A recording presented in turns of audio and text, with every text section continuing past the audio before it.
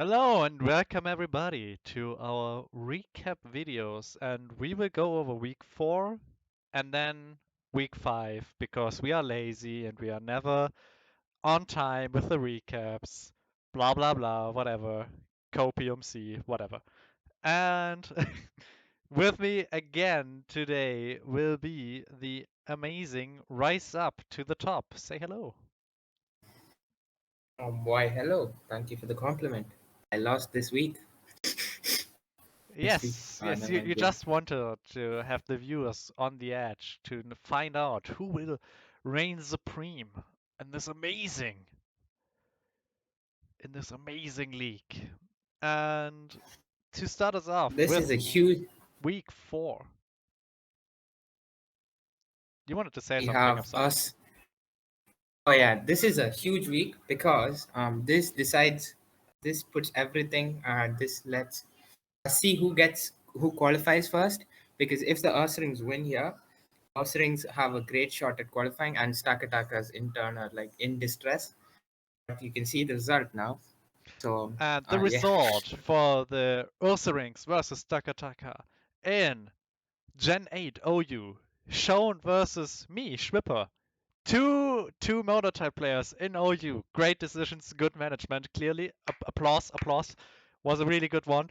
But in the end, I won this, and there's no replay in this again. You know, this is like a prank. It says replay, but there is no replay. It's just a black square.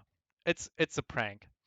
Then we saw Inder versus Nail, and Nail won against Inder in Ubers Gen 8. Then we had Gen 8 monotype Lithium Z versus Arctor, which went to Lithium Z in, if I remember correctly, 2 or 3 games. So it was a interesting series nonetheless, because at least I understand monotype. But it went to Lithium. Then we saw Slam Best of 3, and against BT89, Silver was able to pull out the win. Somehow Silver the best slam player in this tour. We don't know how that happened. He never played the tier according to himself. Incredible. Then we saw in Anything Goes Unicorn versus Swastik, and Swastik was able to win this match. Then in NetDex OU we saw Adam versus Martin, and Adam was able to win this game. Then in the chosen tier, it was Auras 1v1, and it was EU versus Torterra, and Torterra was able to win this one. And then in Gen 4 OU, we saw Yippee Drippy versus the Sprinkler, and the Sprinkler won that match. And because it's the Sprinkler's debut match, we will also take a look at that one as our replay. Do you have any more to say, Rice? No, yeah. So the sprinkler went for 8.5k, which is a huge steal. And so this is his debut, first game of the tour.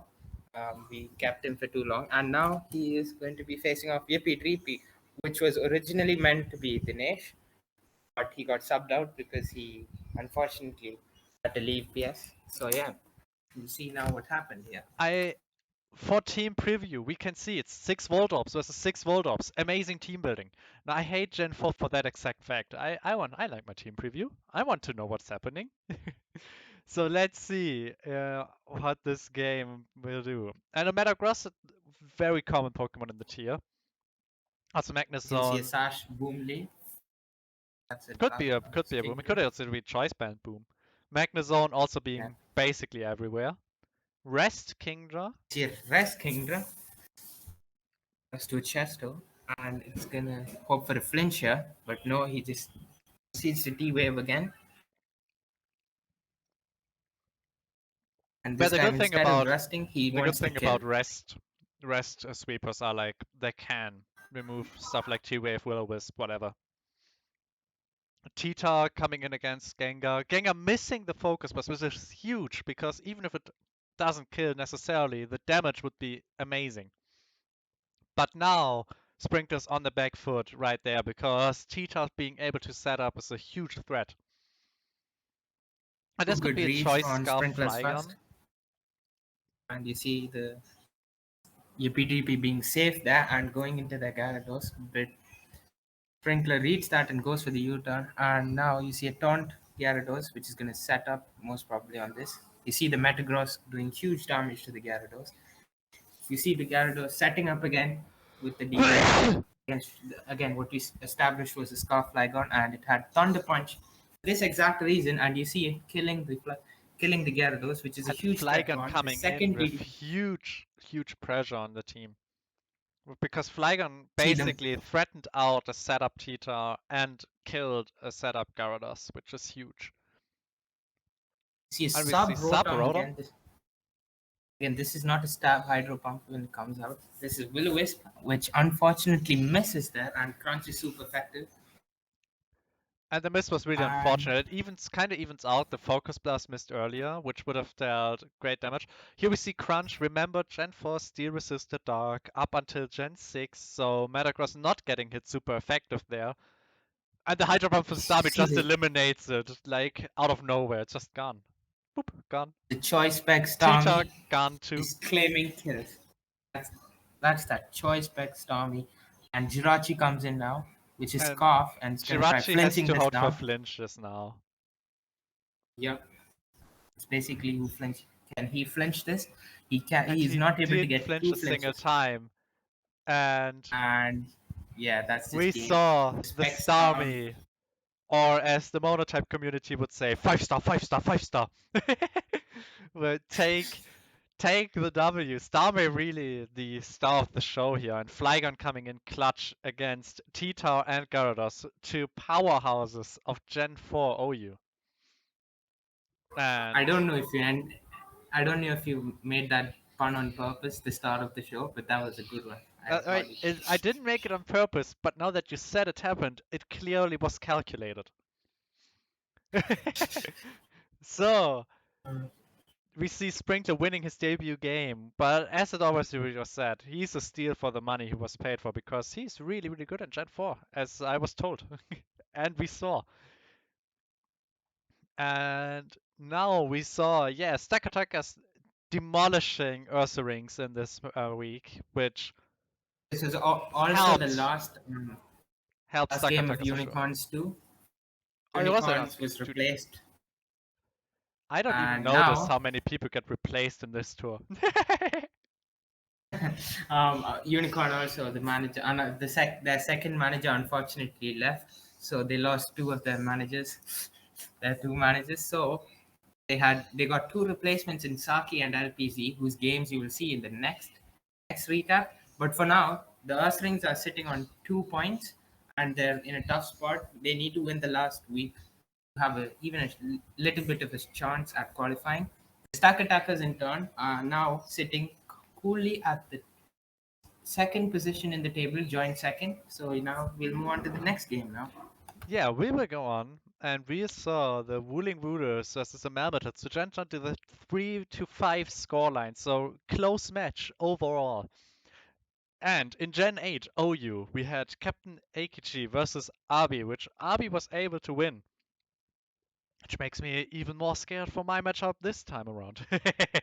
Then we had the Ubers match versus TPC and Hoenn Sceptile, and that went to Hoenn Sceptile. Then we saw a mono best of three versus between Aeron and Plunder, two very good friends of mine, two really good players, and Plunder took the W here. And they were really good games. Sadly, we do not have the replays in here, but if you're interested in monotype, watch these replays, they're really good matches. Then we saw in Slam Best of 3, La Panda Chill versus Ashbala, and La Panda Chill was reigning supreme over Ashbala. Then we saw Assault Destiny, I don't know if that's a typo here or a typo in general, versus TGA, and TGA won that anything goes match. He has GA in the name, it's an unfair advantage. Then we saw Omi Courier defeating Red Goop, who I think Red Goop gets kind of destroyed this tour for some reason. He's good in net decks, but somehow he lost most of his matches, if I remember correctly. Then we saw. I have no idea what S Tour stands for, but it was a best of three between Seasons and TDR. And then and TDR won. And then we saw Sun and Moon Mono between Multiprice and Style. And Style was able to win this matchup. giving Malmötils the 5-3 victory. And if I remember correctly, we will take a look at that Ubers match between TPC and Hohenzollern. Yep, Juan Saptal, the co-manager of the Woolen Gurus, and is now, I think, playing his debut Ubers game. He has played before, but he hasn't played his main tier. A good friend of mine, Juan Saptal, facing TPC, a fellow friend of his, and we'll see now.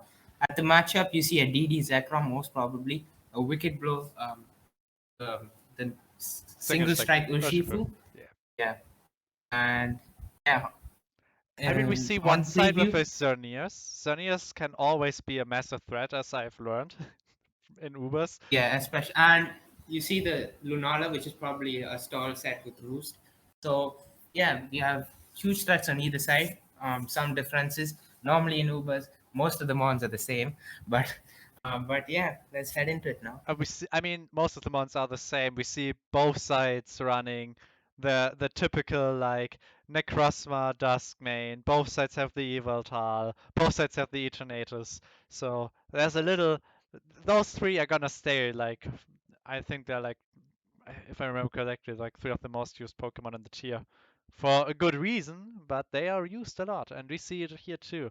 Now let's get into the match, and we see Zekrom lead versus the Urshifu, and that Wicked Blow dealing a lot of damage, and Bolt Strike dealing a lot of damage, but none of the moves were able to kill the opponent, which allows either And side. And look at this damage, what the fuck?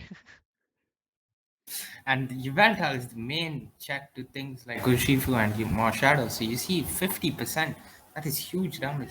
You see the Necrozma coming in on another Necrozma, and the Groudon comes in. He gets rocks up, so this might be a defensive set instead of the SD set. The Thunder Wave from Groudon being Groudon, able to cripple Kyogre is huge, because Kyogre could be a huge threat depending on the set. It can like Calm Mind, it can be Scarf, it it can be Specs, command. so hindering its move pool right there and just making You see everything else beat it. a double from TPC to to chip the Groudon. Groudon is a bulkier set, so it takes 50%.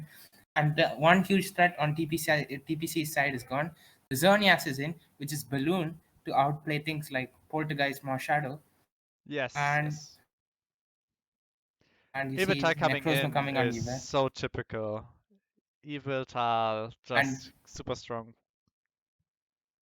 Eternatus is not the meteor being set, which would beat Yveltal in normal circumstances. It is a recover bulkier set. You see Kyogre coming in.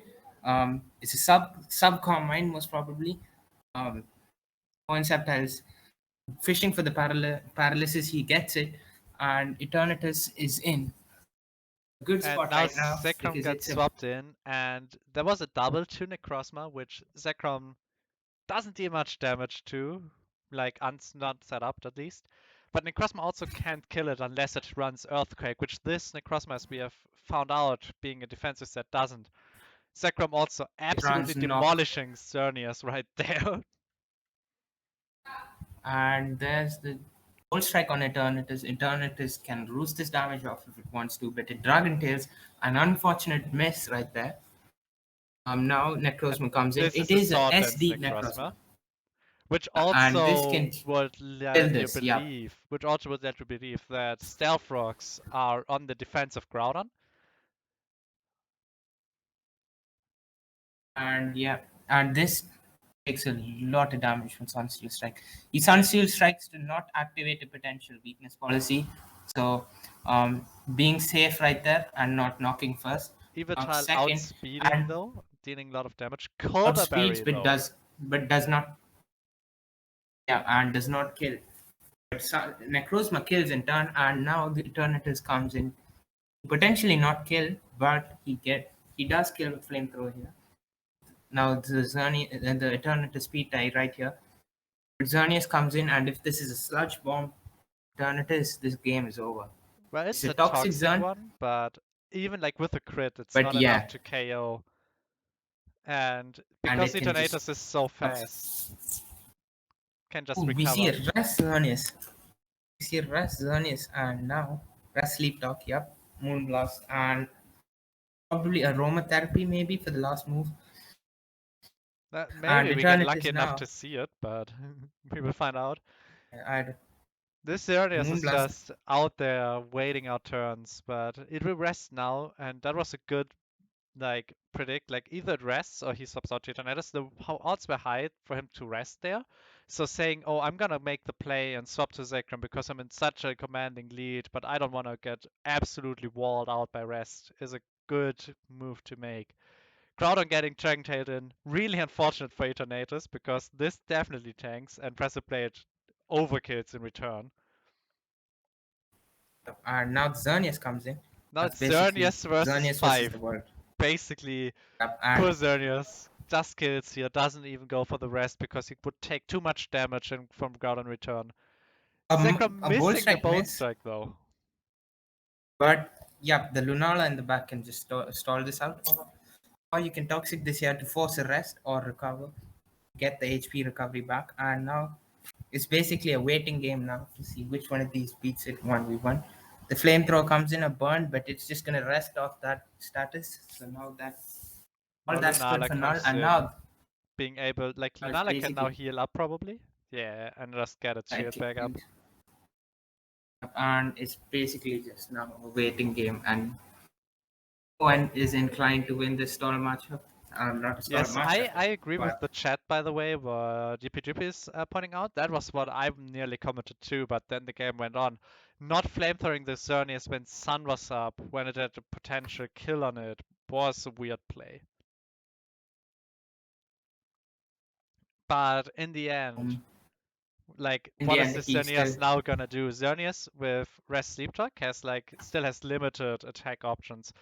And he knows he gets walled out. He knows he can't defeat 3 Pokemon with this amount of attacks left, and gives he Hoenn the win. and that in turn gives the Wooling Wooloos the win this week. I mean, forgive me for that mistake, but Melmetal take this win regardless. So the first duel match from Hoenn takes a dub right here. But in the end, the Melmetals take the win 5-3, and Melmetals shape up for a good week 5. And if a win happens, they are in good position to qualify. We'll move on And to the next let's game now. see what happened between the Raging Rhydons and the Z Warrior Zebra Strikes, which also went 3-5. So again, a really close one. And in SSOU, we saw ABHK versus Chile Habaneros, and ABHK won that one. Then in Ubers, we saw Chief Z versus Naslo, and Chief Z took the W there. In SS Mono, we saw Flat Zone defeating Mixwell. And given I know Mixwell and I don't know Flat Zone, and I play Monotype, I could consider this an upset. Yeah, Then this is an upset. Flat Zone's first game, and that's an upset. And so it's a kind of actually good upset, like from for Flat Zone, because Mixwell is considered a really good player on average. Like good, just a good win from Flat Zone there. Then we saw in Slam Best of 3, we saw Derp versus Crow, and Crow won that matchup. Then in Anything Goes, Fritto took the win over Neek. In NetDex OU, we saw Era defeating Falson. Then in DPP OU, we saw Bynum or Bnum or whatever you want to pronounce it. I don't know how to pronounce his name. Defeating Meme Dose. Probably too much memes in that dose. And then in RBYOU, Gen 1 OU, like still absolute untier. I play in the seasons right now, still an untier. And we saw Don Columbus take the win over Stitchu. And if I remember correctly, this is Stitchu's chosen tier, so basically an Yeah, upset I win think for Don Columbus. this is Don Columbus was subbed in, if I remember correctly. So the sub win, super sub with the super dub. I think someone said that. So yeah, a 3-5 win towards the Z Warrior Zeb Streakers, regardless of the chosen tier loss. And yeah, we'll now move on to the chosen game. We're going to spectate now. We see Fritto versus, as we see here, Anik. And Yeah. we will see how the anything game goes shapes out.